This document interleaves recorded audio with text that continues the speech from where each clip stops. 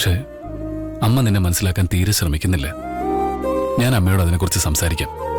വേണ്ട ഗിരിയേട്ടാ, എനിക്ക് വേണ്ടി ഗിരിയേട്ടനൊരിക്കലും അമ്മയോട് സംസാരിക്കരുത്.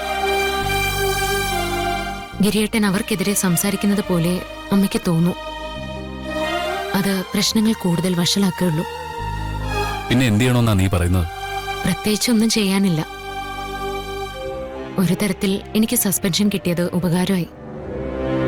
എന്നെ യൂണിഫോമിൽ കാണാത്തതുകൊണ്ട് അമ്മയ്ക്ക് എന്നോടുള്ള ദേഷ്യത്തിൽ കുറച്ച് കുറവുണ്ടാവും. ഞാൻ ഇവിടെ തന്നെ ആയതുകൊണ്ട് അമ്മയുടെ കൂടെ കൂടുതൽ സമയം ചെലവഴിക്കാൻ പറ്റും.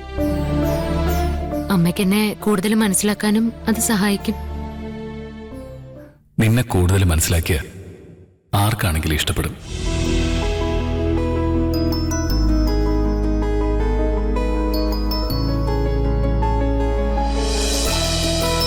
ശരിക്കും?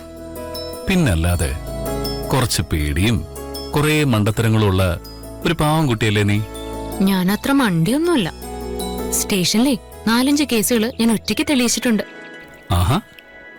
എനിക്ക് അച്ഛന്റെ അതേ ബുദ്ധിയാണെന്നാ അരവിന്ദാക്ഷൻ സാർ പറഞ്ഞത്. ഞാനൊരു മാലമോഷണ കേസ് അന്വേഷിച്ചു തുടങ്ങിയതാ. അതിപ്പോ എന്തായോ എന്തോ.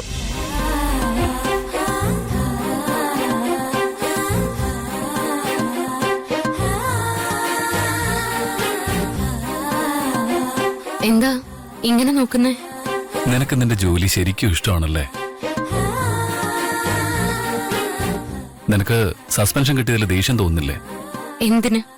ഞാൻ ദേഷ്യപ്പെട്ടതുകൊണ്ട് നടന്നത് മാറ്റാൻ എനിക്ക് കഴിയോ? പിന്നെ എനിക്ക് ദൈവത്തിൽ നല്ല വിശ്വാസമുണ്ട്. ഇന്ന് വരെ എന്റെ ജീവിതത്തിൽ മോശമെന്ന് ഞാൻ കരുതിയ പലതും പിന്നീട് ദൈവം ചെയ്ത നന്മയായിട്ടേ എനിക്ക് തോന്നിയിട്ടുള്ളൂ.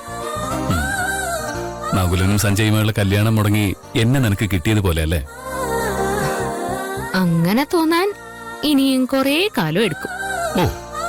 ഓഹോ, അങ്ങനെ തോന്നുമ്പോ ഒന്ന് പറയണേ.